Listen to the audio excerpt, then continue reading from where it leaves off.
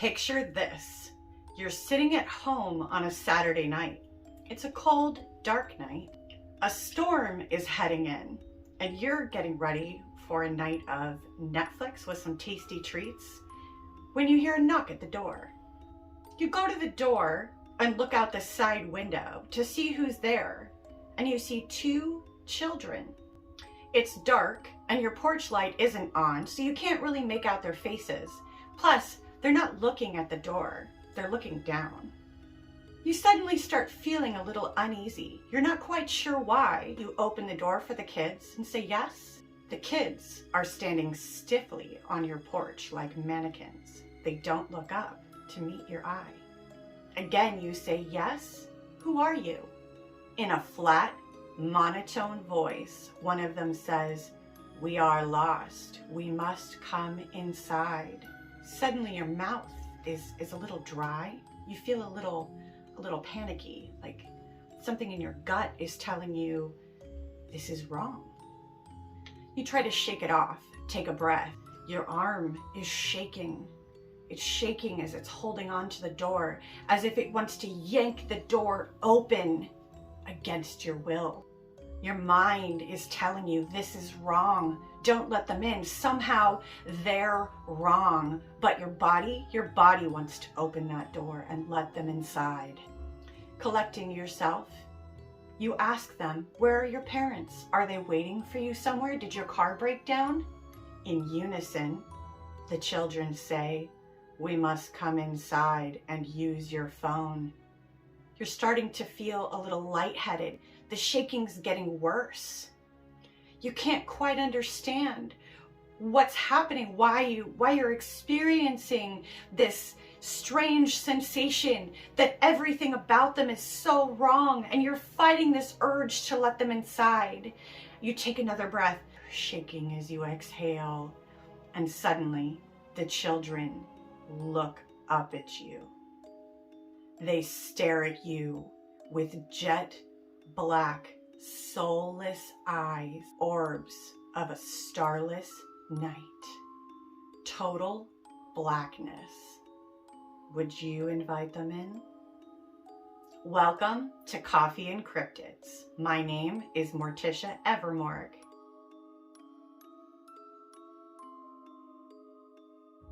Every week, I post a new video about cryptids while I drink coffee, because cryptids are so fascinating and coffee is life. Yeah, it's life. Grab a cup and settle in. It's story time. The year is 1996. It's nighttime in Abilene, Texas. Brian Bethel is sitting in his car in the parking lot of one of his utility companies right next to a movie theater. He's using the light of the marquee to write out a check for his utility bill, which he intends to put in the night drop box. He's focused on writing his check, and he doesn't notice anyone approaching his car. There's a knock on his window. Startled, he jumps. He looks up to see two young boys outside his car. Probably just kids asking for some money, but decides to entertain it and rolls down the window and looks up at them. As soon as Brian looks at them, he's gripped with an incomprehensible, soul-racking fear that he just can't explain. He's confused. Why is he so scared?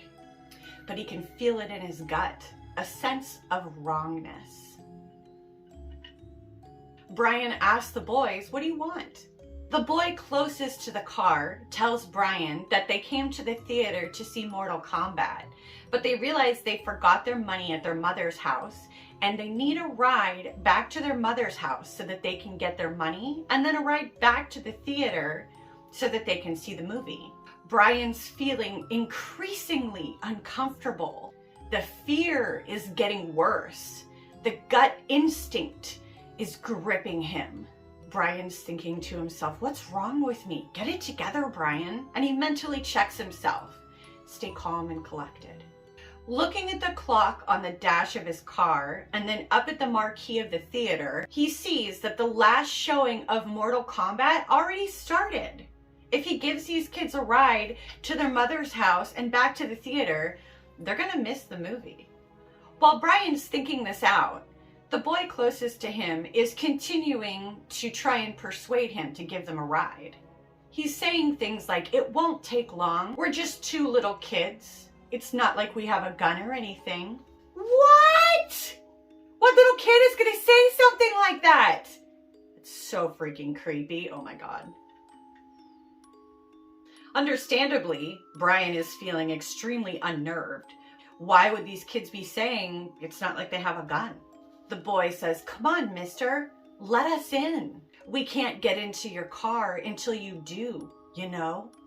He assures Brian, "We'll be gone before you know it. We'll go back to our mother's house." Yeah, okay. They're not getting in my car. Brian's hand is reaching towards the lock of the door without him consciously doing so, and he jerks it back quickly, almost giving himself away. He looks up, locking eyes with the boy. His eyes were coal black, no iris, no pupils, edge to edge, total darkness. Just two staring orbs reflecting the red and white light of the marquee. Both boys just stare at Brian with their coal black eyes. Soulless orbs like two great swaths of starless sky. At this point, Brian totally loses it inside. He's trying so hard not to give away how utterly freaked out he is. His gut is telling him to get away from these kids. He does his best to stay calm and collected and make up any excuses and apologies he can think of to throw out at these kids. Personally, I would be saying things like, "I have to go feed my dog. I'm about to run out of gas. Sorry. My back seat is full of dirty laundry. There's nowhere for you to sit. I left my stove on." He's absolutely drowning in this fear. It's palatable. How is this reality? Everything is blurry, and Brian decides he's got to just jump into action. So he throws his car into reverse, rolling up the window as he's going, yelling out apologies and excuses. The boy bangs on the window. "We can't come in unless you tell us it's okay. Let us in." Brian is just enveloped in a world of panic and fear. He tears out of the parking lot in a blind fury, somehow miraculously not hitting any other cars in the process, never looking back. What Brian encountered that night in 1996 became what is known as the Black-Eyed Children.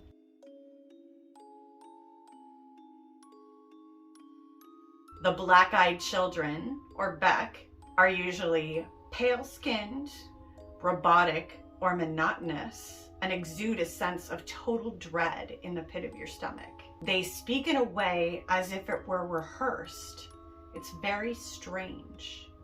They're fake children with jet black eyes, soulless eyes. They have a psychic grip that will force your body to let them in while simultaneously filling you with dread. Don't let them in!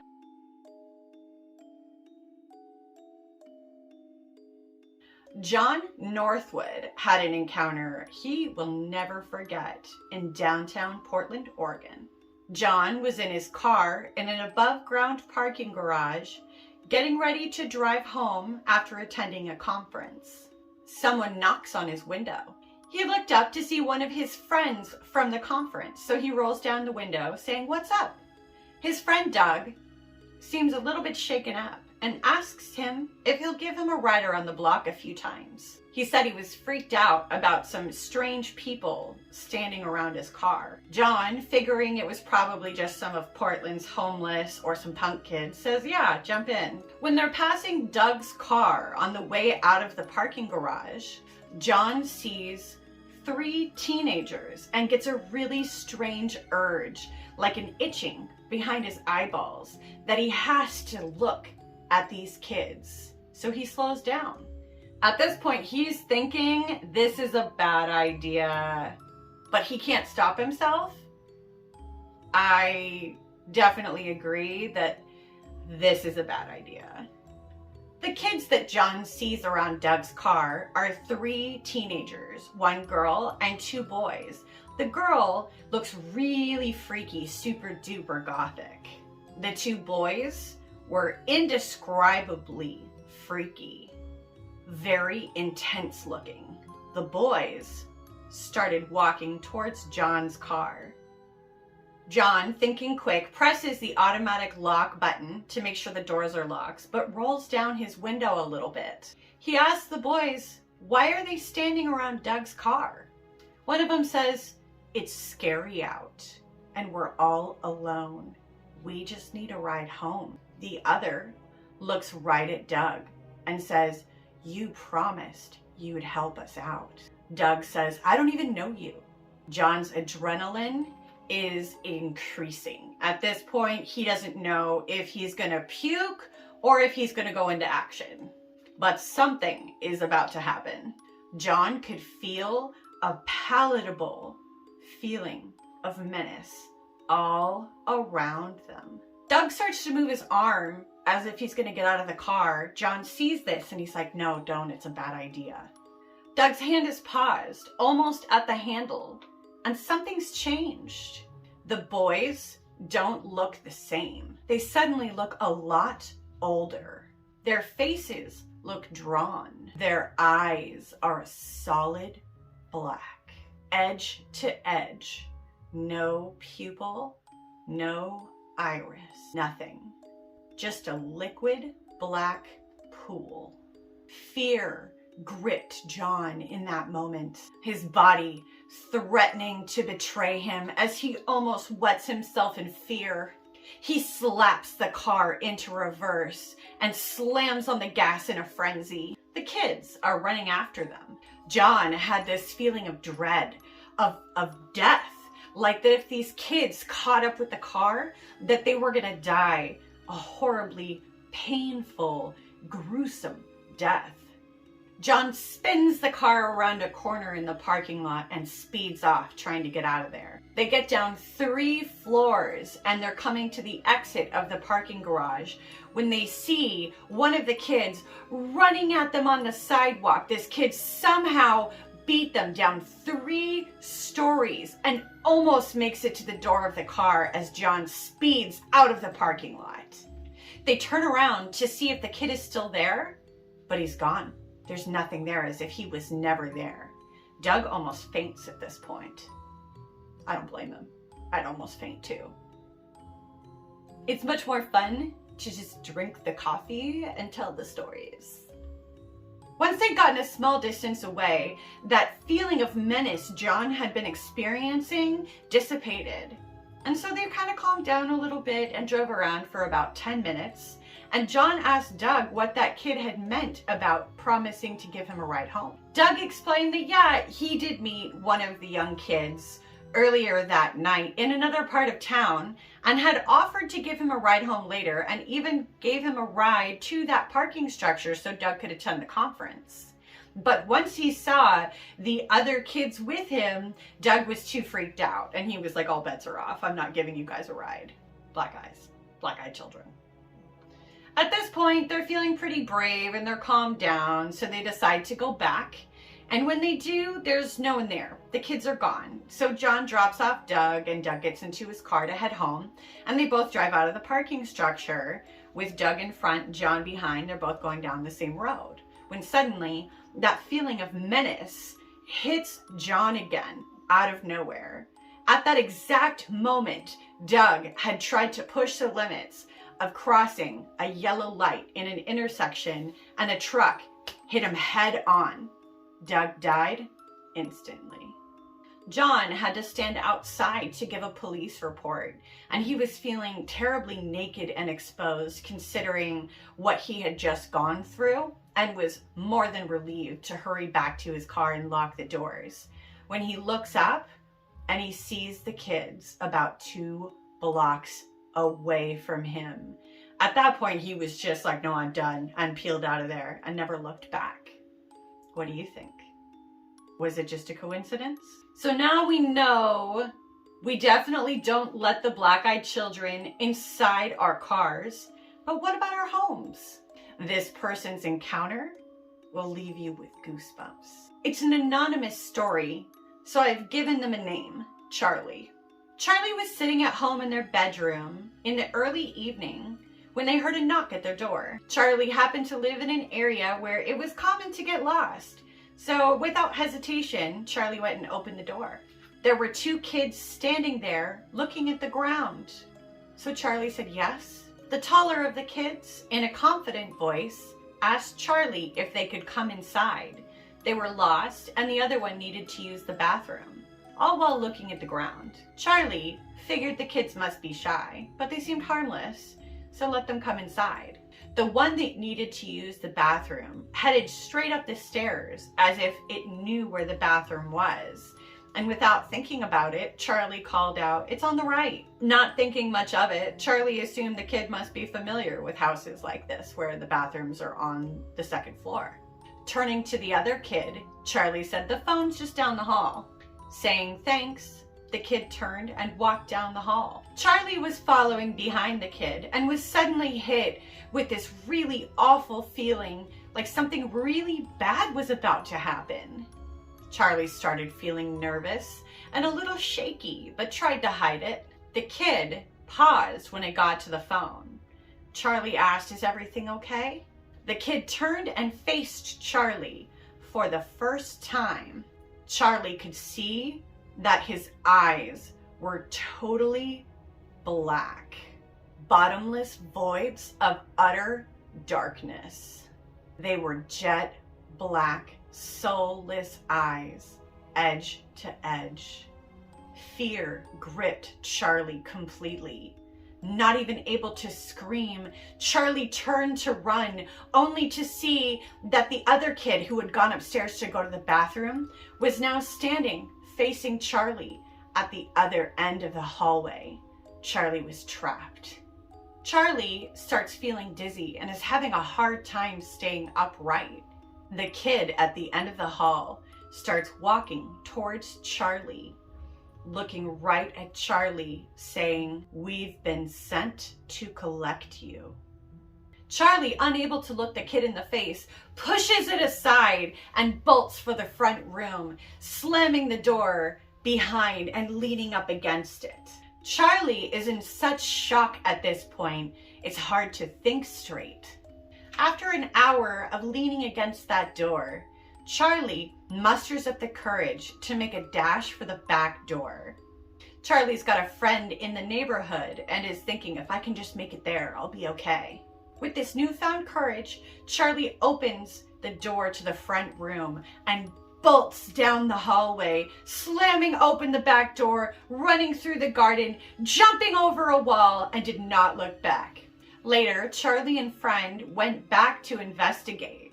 Charlie's friend obviously being very skeptic of the situation, and they didn't find any trace of the black-eyed children. But Charlie, to this day, has nightmares of the black-eyed children standing over their bed with arms outstretched to Charlie.